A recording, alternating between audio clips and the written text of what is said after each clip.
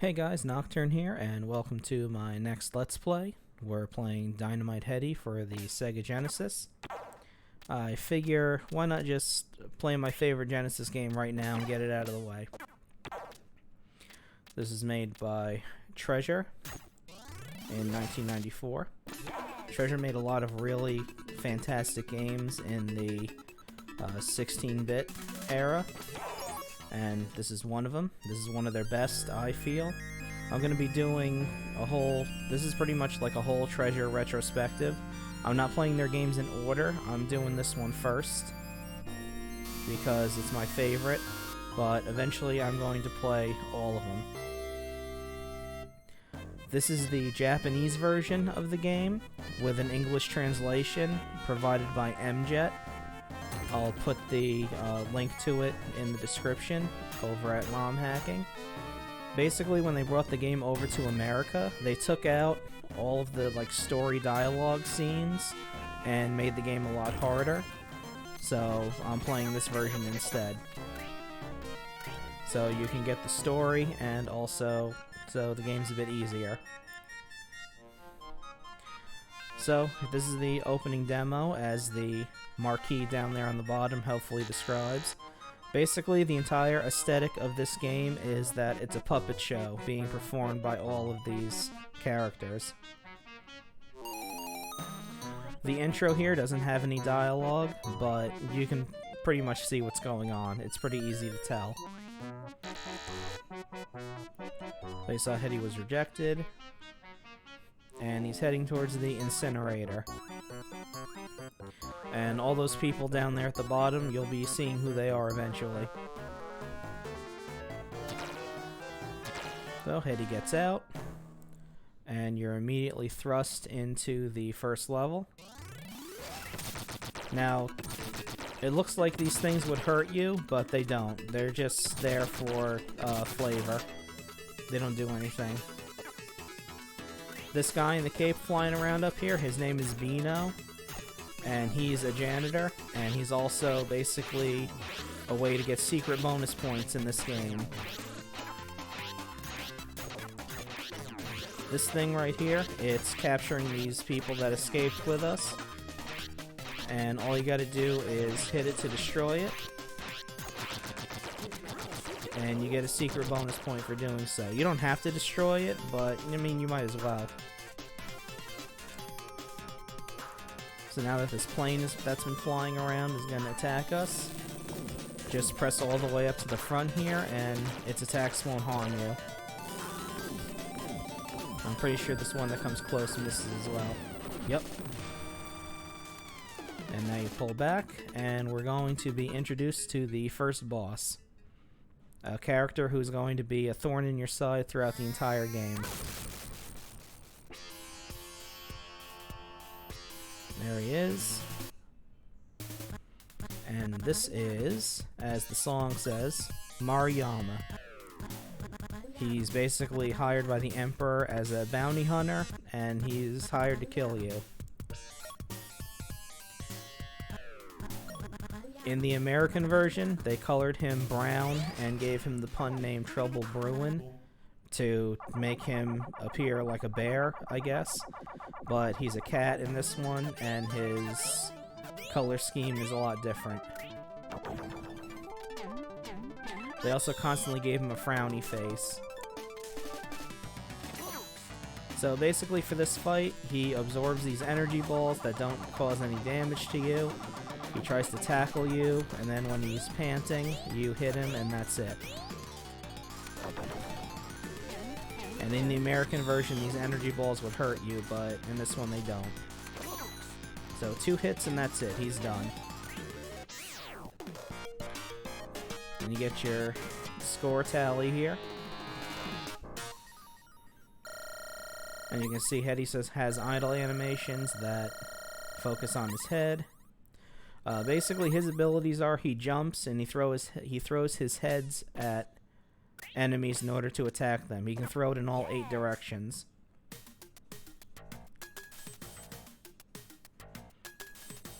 So this is level 2, the start of it, and the first 3 areas here are going to be tutorial areas.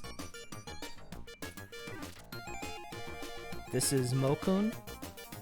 He does power-ups for you. He was called Headcase in the American version.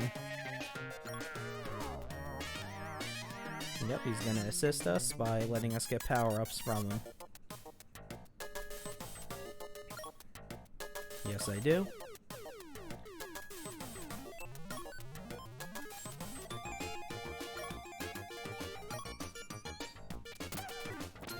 This one right here, this is an invisible head. It makes you invincible for a short period of time. This is the warhead. It constantly fires out these bullets. This vacuum head, it's pretty self-explanatory. And all of the power-ups last for a limited amount of time, but a lot of them you can cancel by hitting the A button by default. Okay. This one right here, this is a protective shield. Get that warhead again.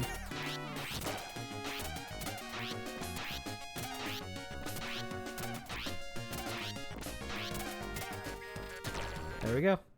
There's a lot more power-ups than that. I'll go over them as they come up. And for beating these tutorials, you get secret bonus points. You don't really get anything for doing all the secret bonus points. It's just something that you can say, hey, I did it, you know, that sort of thing. This is Fukun, and he was called Hangman in the American version. And he helps you get around by latching onto him, and he propels your body in the opposite direction, like a slingshot.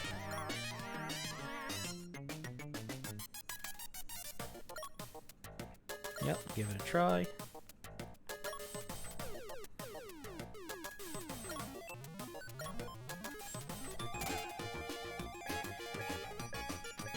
So you just latch your head onto him, and you can hold the button down to not go up.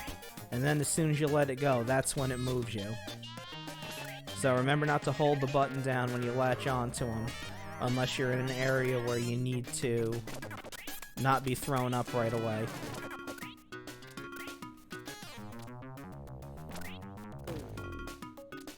And in later levels, you'll see them string multiple of these guys in a row that you have to go from. You basically have to bounce from one to the other without touching the ground.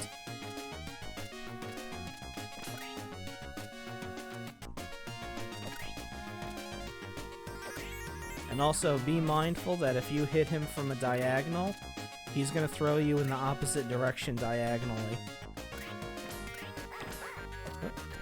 So as you can see, falling off the bottom of the screen isn't an instant death. It does cause a bit of damage though.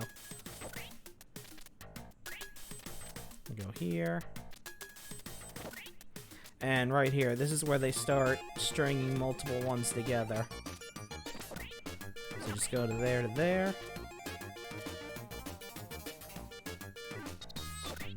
one. Whoop. Go there. And you can juggle yourself through the same one multiple times. There we go.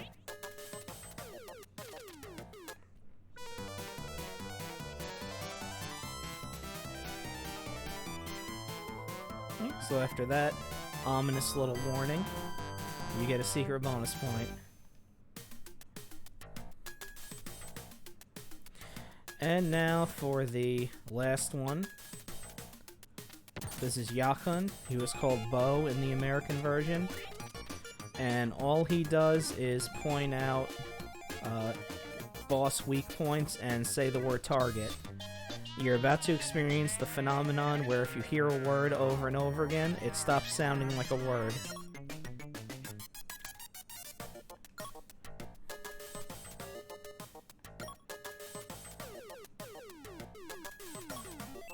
Yep, I'll practice.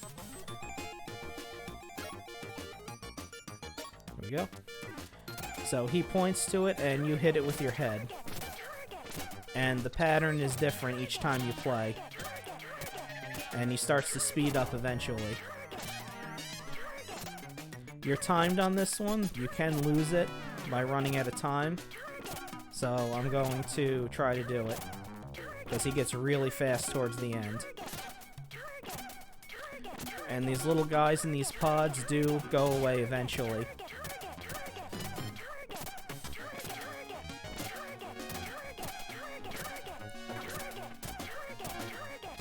You can miss a few times, but not too many.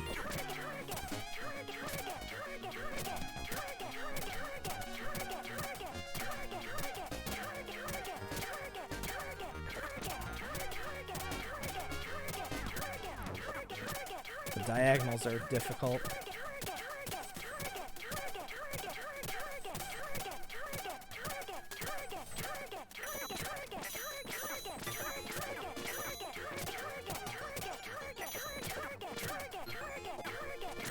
There we go. Yeah, that takes care of that one.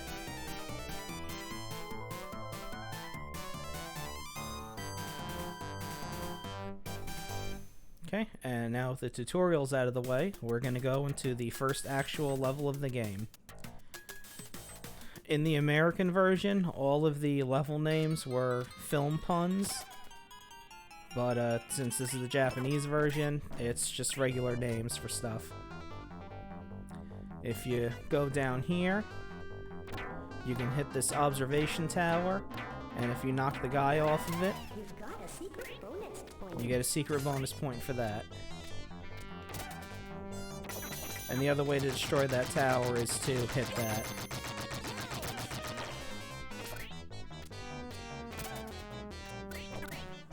This B right here, that leads to a bonus stage. If you do all 4 of the bonus stages, you get a special number, and you can input it at the end for a secret boss battle. It doesn't really add anything, so I'm not really going to bother with it. There's plenty of videos online that show what it is. This is the super head. It lets you run faster and shoot your head further, but it doesn't increase the damage.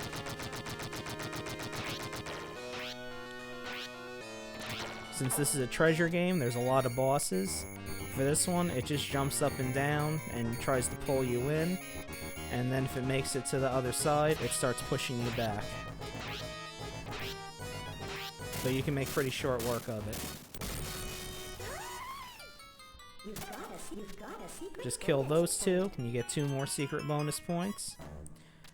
If you take the pinhead right here, you can go through that shortcut. Well, it's not really a shortcut, it's just an alternate way. If you take the spike head, you can go up.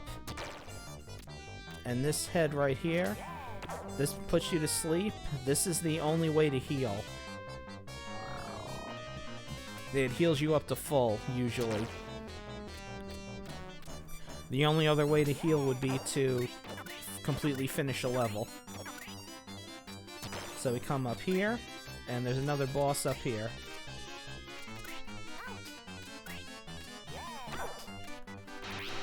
This right here that I grabbed, it lets you shoot out 3 heads in a row.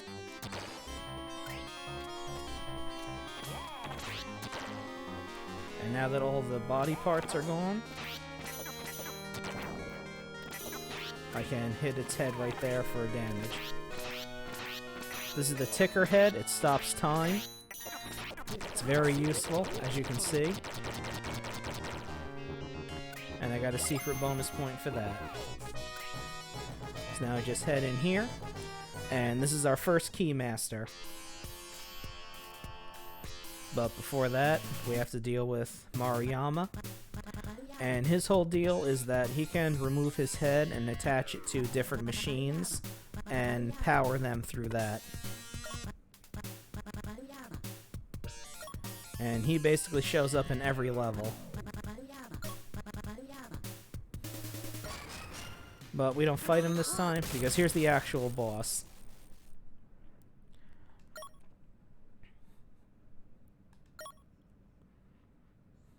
So by bounty hunter, he means Maruyama. And you can get free hits on him before the fight even starts. Not a whole lot of them, just a few. He flies off.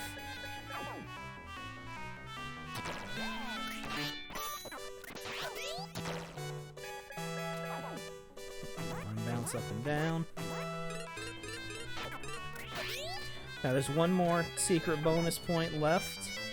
I don't know if he's going to do it, but we'll see what happens.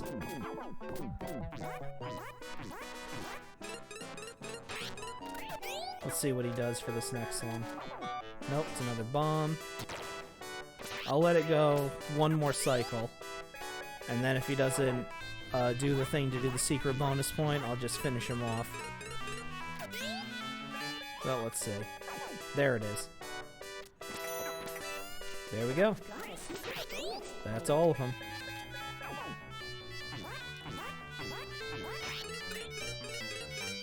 Oh, missed them a couple times. There we go. Now, once you beat a Keymaster, all of those chunks come out of them. If you get enough, you get a continue. You'll hear a voice say you've got another try. I don't think I did that time, but I will eventually, so you can hear the voice clip.